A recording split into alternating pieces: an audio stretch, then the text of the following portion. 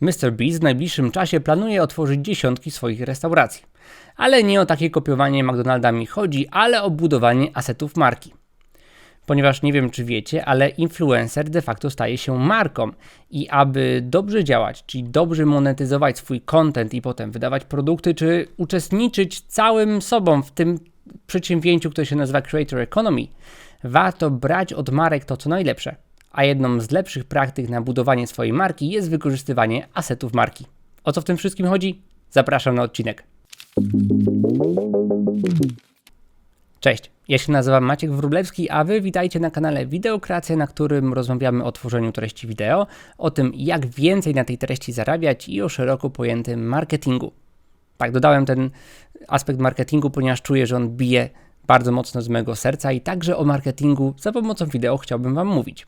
I kiedy obserwujecie świat influencer marketingu, to pewno zauważyliście od pewnego czasu, że coraz więcej twórców tworzy własne produkty. Czyli można by powiedzieć, że twórcy tworzą własne marki. Ja bym chciał troszeczkę z tym powiedzeniem kontestować, ponieważ to nie jest tak, że twórca tworzy własną markę. Ponieważ twórca tworząc treści, będąc sobą, on już de facto staje się marką i jedyne co robi, to rozszerza swoją markę z kategorii treści na kategorię nową, czyli na przykład na kosmetyki, czy na książki, etc., etc. Zatem w większości przypadków nie mówimy o tworzeniu nowych marek, ale o rozszerzaniu, o nowych polach działalności. I teraz, nie każdy twórca ma do tego pewne predyspozycje. Niektórym twórcom udaje się lepiej, niektórym twórcom udaje się gorzej. I od czego to zależy? Moim zdaniem to zależy od siły danej marki. I siła danej marki to jest nic innego jak związek widzów, no bo jeżeli na początku marka operuje tylko w świecie kontentu, to jest to związek widzów, czyli odbiorców, ta społeczność między właśnie widownią a twórcą. I jeżeli jesteście twórcami lub planujecie być twórcami i chcielibyście, aby właśnie wasze rozszerzenie, wyjście poza content na t-shirty, na książki, na dowolną kategorię, którą sobie wybierzecie, było bardziej udane albo obarczone mniejszym ryzykiem porażki, to powinniście zadbać o to, aby wasza marka była mocna. I kiedy przyjrzymy się na rynek marketingu, to zauważymy, że niektóre marki wykorzystują do wzmacniania własnej obecności, własnej siły marki, asety marki. Myślimy na początku o asetach marki jako o nazwie, o logo, o kolorze i pewnie te rzeczy to jest taka podstawa. Warto mieć swoje logo, swoją nazwę, swój kolor, można je nawet zastrzec. Na przykład kolor sieci Play jest zastrzeżony w obrębie klas telekomunikacji, czy kolor marki Orange, także nie możecie otworzyć sobie telekomu o podobnym kolorze, czy nawet tym samym. Ale abstrahując od nazwy i od logo, takie brand assets, które powinniście mieć, spisałem i opowiem wam o tym w tym filmie, jest ich 5. Pierwsze z nich, zapisałem sobie, jest to claim. Claim, czyli nic innego jak krótkie powiedzenie, czym jest wasza marka, które mówi nam troszeczkę o nastawieniu marki do świata. Na przykład Nike, Just Do It, mówi nam o tym, że skupiamy się na akcji, że Nike nam pomaga na realizacji naszego celu sportowego. Czy mamy markę McDonald's i ich claim I'm loving it, który nam wprost informuje, że cała marka jest o przyjemności z jedzenia. Nie o zdrowiu, nie o szybkości, tylko o tym aspekcie przyjemności z tego, że jemy maka. I kiedy jesteśmy już na rynku influencer marketingu, to podam wam przykład kanału, który miałem okazję pomagać tworzyć. Nie będę wspominał ze względów prywatnych, jaki to był kanał, ale myślę, że część osób może się domyślać. Był to kanał rysowniczy, który miał claim. Nie musi być idealnie, aby było przyjemnie. Czyli jest to claim, który wprost mówi, nie jesteśmy tutaj o perfekcjonizmie, nie jesteśmy tutaj o idealnym rysowaniu, ale o tym, aby czerpać przyjemność z zabawy sztuką. No i jak sobie zobaczymy, jakie produkty potem były tworzone, to one wprost wpisywały się w misję tego claimu, no bo były tworzone pod tą samą marką. Zatem pierwszy aset, który powinien posiadać każdy twórca na YouTubie, to jest właśnie claim. On potem bardzo mocno pomaga przy właśnie sprzedawaniu własnych produktów. Aset, tudzież zasób numer 2 to jingle. Czy kojarzycie, która marka stoi za tym jinglem? Albo która marka stoi za tym znakiem dźwiękowym?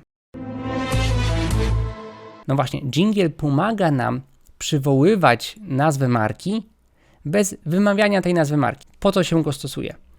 Po to, aby w reklamach radiowych, czy po to, aby w kontencie móc w stanie nie pokazywać większe logo, bo troszeczkę marketerzy, którzy operują tylko logo, mówią większe logo, ale po to używamy właśnie asetów marki, aby być w stanie nie za pomocą logo przywołać daną markę i nic innego zrobić, jak odświeżyć struktury pamięciowe, bo im częściej wspominamy o danej marce, tym bardziej jest prawdopodobne, że kiedy będziemy kupowali z kategorii, w której dana marka istnieje, to ta marka częściej nam przyjdzie na myśl. Czyli jeżeli bym puścił taki dżingiel,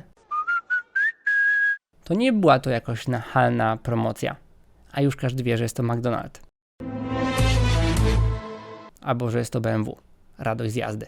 Swoją drogą bardzo ładny claim, o którym wcześniej mówiliśmy. Więc tym bardziej, jeżeli tworzycie podcasty, albo jeżeli tworzycie content, to warto, abyście taki dżingiel mieli, ponieważ on jest w stanie potem pracować dla Was, jeżeli odpowiednio często, oczywiście wcześniej będziecie go stosować. Ale takim dżinglem może być także powiedzonko. Nie wiem, czy kojarzycie takie stwierdzenie, nic bardziej mylnego.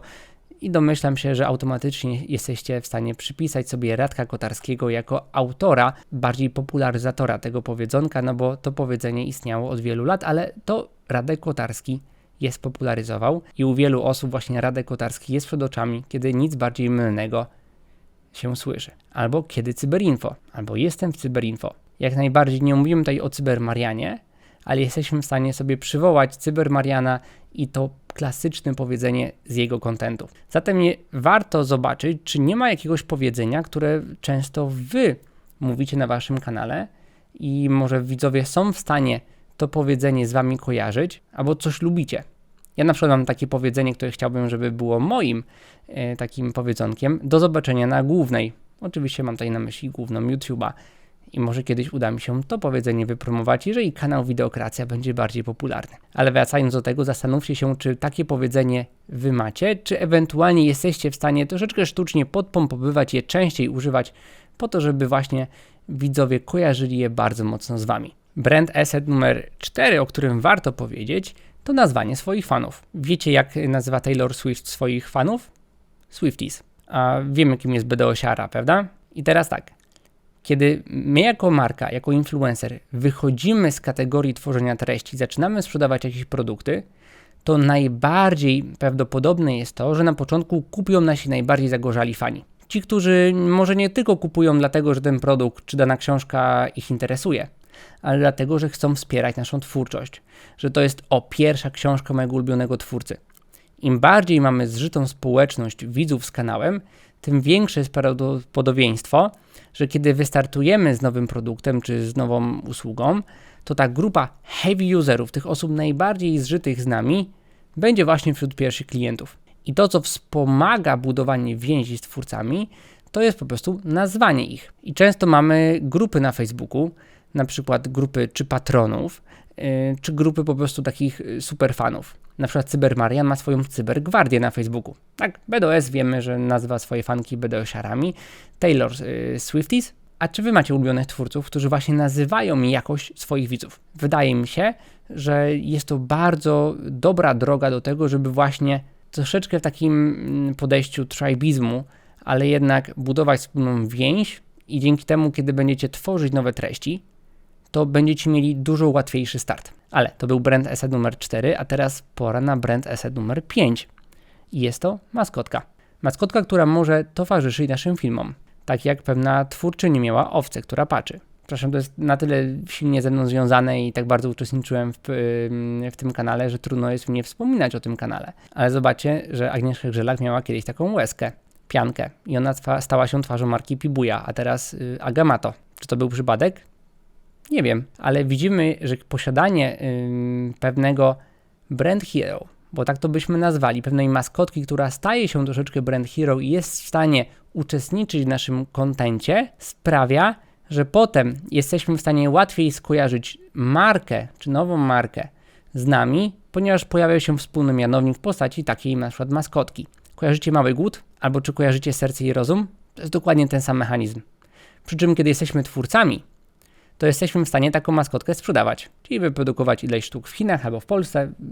W Chinach jest dużo taniej, jeżeli chodzi o pluszaki. No i potem to przyjeżdża kontenerem i jesteśmy w stanie sprzedawać te maskotki. Mało osób chciałoby kupić Małego Głoda, bo jest to, jakby wiemy, że jest to coś reklamowego. Ale taką maskotkę, czemu nie? Warto, żebyście pomyśleli o takiej maskotce. Możecie, myślę, że w bardzo prosty sposób wyprodukować, zamówić u kogoś jedną sztukę takiej maskotki. Możecie ją także w niewielkim koszcie zastrzec jako wzór przemysłowy, żeby już nikt wam potem tej maskotki nie podebrał. I potem, kiedy będziecie dużym kanałem i ludzie będą oczekiwali, że z taką maskotką będziecie sprzedawali koszulki, albo właśnie samą maskotkę, jak Krzysiek Gonciarz takiego pierożka, to spokojnie wtedy będziecie mogli go wyprodukować i mieć pewność, że nikt wam tego pomysłu nie zajumie, bo on już będzie chroniony znakiem towarowym, albo znakiem przemysłowym, w zależności od tego, co zastrzeżecie. I w związku z tym, że mamy końcówkę roku, to jest ode mnie taka praca domowa dla was, taka sugestia pracy domowej, tym bardziej jest to przydatne, kiedy mamy coraz większe zjawisko multiplatformowości, czyli ten sam content ląduje na YouTubie w postaci shortsów czy długich filmów, na TikToku, na Instagramie, że im bardziej zunifikujemy niektóre pewne nasze rzeczy, czyli będziemy korzystali z asetów marki, to tym łatwiej będzie odnaleźć się naszym widzom, aha, to jest ta osoba, którą lubię, to jest ta osoba z TikToka, i też jest na YouTubie. Oczywiście nasza twarz, nasz głos, nasza kolorystyka jest ważna, ale te asety marki wspomagają w budowaniu tej więzi z nami i kiedy będziecie tworzyli w przyszłości swoje produkty, to będzie wam łatwiej te produkty wymyślać i potem sprzedawać. Napiszcie w komentarzach proszę, jakie asety marki wy widzicie u kanałów, które oglądacie. Czy to są jakieś pluszaki, czy może jakieś powiedzonka, co wam przykuwa uwagę. A my widzimy się już w kolejnym odcinku.